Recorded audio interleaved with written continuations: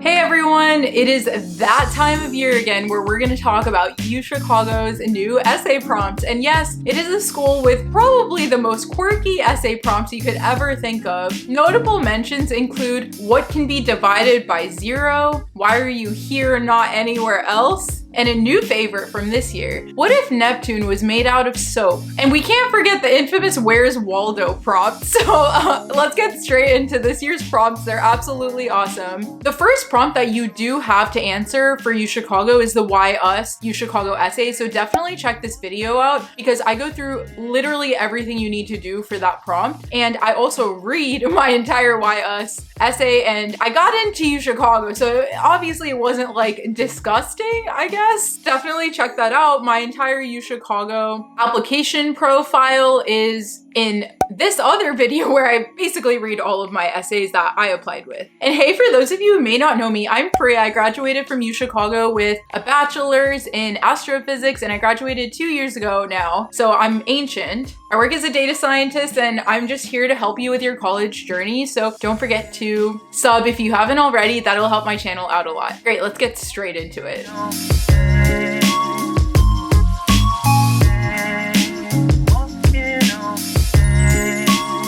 So, as someone who literally majored in astrophysics, I am excited to talk about this prompt. I would say this one is literally one of the broadest prompts that are offered this year. You could literally redefine anything in the entire universe and just talk about it from that standpoint. And you could like explore the implications of whatever like celestial object you change in any aspect in the physics world, in the philosophy world, and so much. So I won't lie, this prompt took me a while to think about and it kind of stressed me out because I didn't want to get too physics on it. But here's an example. I would probably write about the atmosphere of our planet Earth. Instead of being an atmosphere, it was essentially a bubble that could just pop. A lot of objects hit our atmosphere all the time, like asteroids, of course, on impact, get smaller and smaller and have a much slower velocity after getting through the atmosphere. So, it's not going to cause like structural damage, but if anything hit our Earth, it would essentially just pop, and it could be any planet. That could be a very cool philosophical question to ponder, because if it went away, like the Earth went poof, or I guess pop in this case, we wouldn't exist. Would that really matter in the universe? So I think you could literally go whatever direction you want with this. Maybe there are like solar systems where each planet has a different animal on it and only that animal. So there can't be any symbiotic relationships. What is the implication of that? Because like everything is essentially symbiotic now. You need other people, you need everything to coexist together. What if you couldn't coexist together? What happens? So there are a lot of like ways you can approach this, and I really want to encourage you not to think of this like as just a physics question, because I had a lot of struggle with that in the beginning when I was thinking about this prompt, but this is really about whatever you want it to be about. So I think this is the broadest prompt that they have. And I think it could be really cool to explore implications of whatever you want to redefine in the universe. And with this prompt, you don't really have like a dearth of options. You could really write about anything from like neutron stars to black holes to planets to the atmosphere of planets and really anything you want. I think some cool phenomenons to just like Google if you do want to do this prompt would be the Hubble constant and the creation of dark energy. Our current theory is that the universe is expanding, so dark energy is being created between galaxies, and kind of like at the same frame of reference, everything is like a moving away from each other. So you could probably write a concept about that, which could be really cool in a philosophical sense as well. So yeah, you could really write about whatever you want. And yeah, I hope these examples help.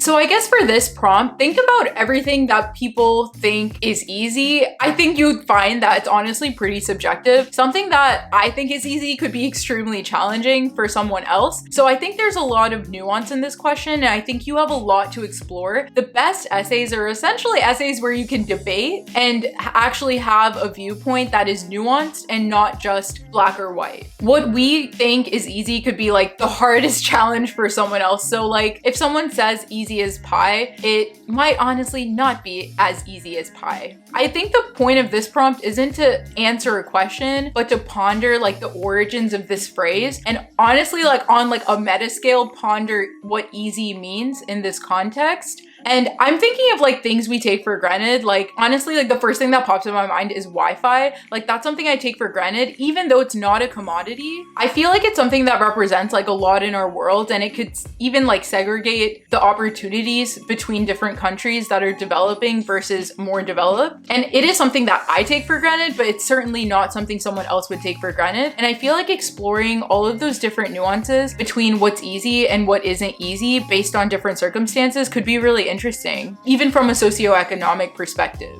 I think because this is an essay that like I personally think is more of like a nuanced take and something that you would almost like debate, towards the end of the essay, I would just recommend converging to your main point. Like you want to have a consistent theme throughout this, and towards the end, you do want to reference the prompt, right? Easy as pie. You want your intro and your conclusion to kind of reference that and lead them into a story of like all of your thoughts. But then towards the end, you do want to converge on a point. You don't necessarily have to answer the question, but you need to have a specific take regarding the question. So whether you choose to explore this in terms of like society, philosophy, or even parallelism, the way I would probably parallel it with Wi-Fi, which is kind of random, but it's really how you write it more than what you're writing about. I'd like to see all of these paragraphs that you write converge to that one main point. And it could be interesting to take like almost like not a satirical take, but do something different where you write about something. Again, this is a bit like parallelism, but you write about something that everyone thinks is easy and explain the intricacies and the nuances in it, or even vice versa, where you try to write about something super complicated in an extremely easy way, like almost like you'd explain like complicated research to a 5-year-old. Like that's when you know someone understands the concept so well, when you can't explain something complicated in an easy way. So there are a lot of approaches you can take with this prompt, so it's really what you want to do, and there's a lot of ways to explore something like this.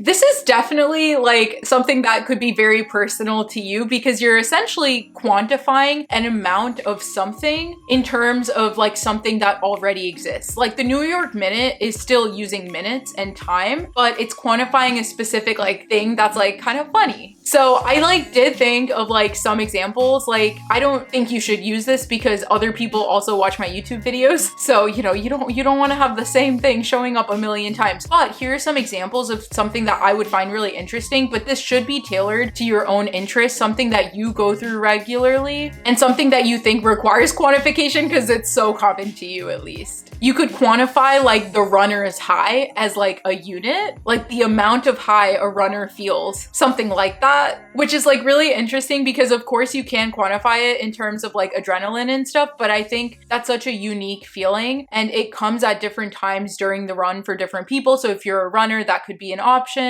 You could quantify the amount of coziness that you feel under a warm blanket. Maybe you have a really cool story about that, like a really fluffy blanket when you're camping with your family or something like that. You know, think of personal experiences and think about how you can quantify them in a unit of measurement, because like quantifying the amount of coziness isn't a thing that we do, but it could be something we do. And this one's my favorite. Quantifying a unit of awkwardness where one unit is equal to the amount of awkwardness you'd feel if you made eye contact with the same stranger twice. Come on. I know that's happened to you. I know it's happened to you. And I don't know, I feel like that could be like a really interesting take, especially if you're like an introvert. It would be kind of fun to write out and quantify it, look at its derivations and look at what it's equivalent to. Another thing is measuring lateness, like an amount or unit of lateness in terms of the number of I'll be there in 5 minutes texts or something like that. You know, like I think that's how you should think of this prompt. It's supposed to be fun or, you know, not fun, but it should be relatable. It should be something that you feel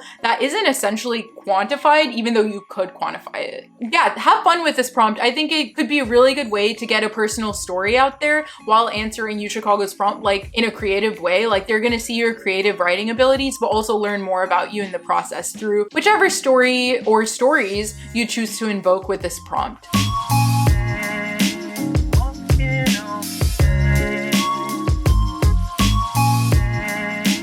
I love that they said anything besides yourself, because yes, they want to learn about you, but not directly. They want to learn about you through something that you really care about, something that you choose to write about. They really want to know who you are through the lens of things you care about. So remember that with this prompt. If I chose this, I'd honestly write about metal. Metallica, Disturbed, Slipknot, those are like the best bands to exist. Metallica is number one, of course, but I would write about metal and I would explore the originality in metal. And the way I would definitely 100% write this prompt, and I would choose this one out of the 5 if I was applying this year. But I would explore it in an extremely personal context, a societal context, and a philosophy context. And I think like going from the personal context to the societal context, they would be separate paragraphs, those 3. And I would almost like try to converge all of those thoughts, because I think this is going to be a very nuanced essay, at least the way I would write it. I personally think metal is something that transcends the label of it just being a music genre. There's a lot of angst, rebellion, truth, honesty, darkness, and there are so many themes that are so real in people's lives that I think come out through metal. Metal isn't really for entertainment. Each song I've listened to tells a story, and it's about someone's life. It's about something that people have already been through and that people are going to continue going through. And I think that's really deep. And I think in a personal context, I wouldn't say metal is original, because they're writing about things that everyone feels. In everyone's heart, they really feel metal and what metal represents. At least to me, it represents a lot of emotion. And I think every single person feels it, whether they listen to metal or not, or whether they acknowledge it or not. So I think in almost like a very personal way, the emotion, the trauma, everything you hear through metal music, it isn't original. It's never going to be original because a lot of people feel that. But in a societal context, it brought something new and brought out several different genres, and metal almost didn't really exist until like the Black Sabbath era in like the 70s and 80s. So I think societally, metal was totally original. So I think I would explore it in different contexts, try to bring everything together. And I think originality, I don't know, it really depends on the definition of originality. So you could define it however you want. You could talk about it in whatever context and converge to, I guess, a specific nuanced point in your conclusion.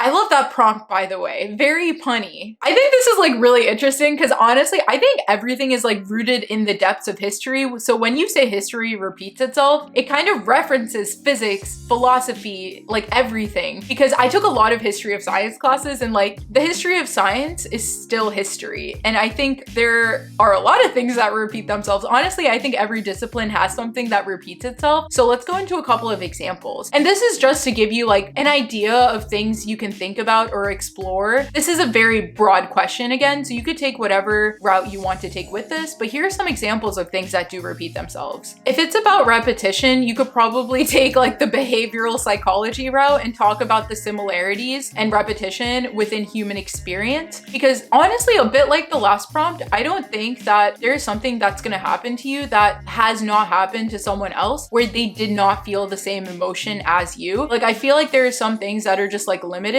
And because our world is so expansive and broad, I feel like human experience is honestly very repetitive, because if you feel something and you feel like you're the only one in the world that feels it, chances are you're probably not. So I think the behavioral psychology route could be really interesting to take. Again, looking at economics, which honestly, it's like 1/5 of UChicago majors or econ majors. I mean, of course, like catastrophes are repetitive. We had the tech bubble burst in 2000. We had the financial crisis in 2008. We had the disease last year where all the stocks crashed, but then suddenly came back in 2 weeks. There are a lot of repetitions in every field. So it's really however you want to quantify that. And I don't think you have to go like a very deep academic route. You could just explore and ponder whatever you want to explore and ponder. There's no set way of going about this prompt. And I think like if you're very interested in like computer science, a really interesting way of pondering this is machine learning. I think machine learning is the exact definition definition of history repeating itself. Whatever model you create essentially learns from all of the data we've given it. So we could give it all of the data in the world about people's sleep patterns, and it's going to learn from it. It's going to learn all of the nuances and everything about it. And then given all of that data, you can predict someone's sleep pattern, let's say. But you're predicting their sleep pattern only on data that has already existed. It can't predict something that hasn't happened if we haven't given it any information about that event. So that could be a really nuanced take. And I think going into the ML AI field could be really interesting if you're super interested in CS.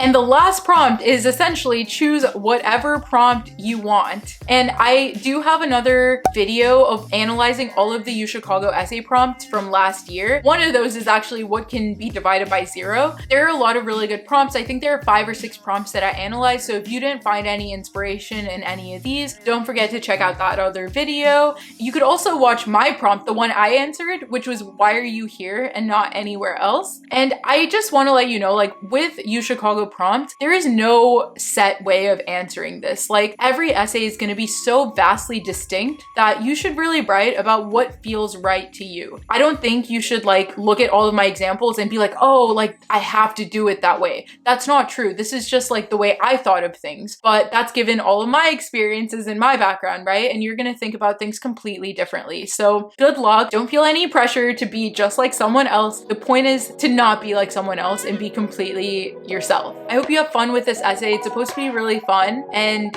yeah, I will see you guys at the next video. Don't forget to comment any questions you may have or any video requests that you may have. See you guys at the next video.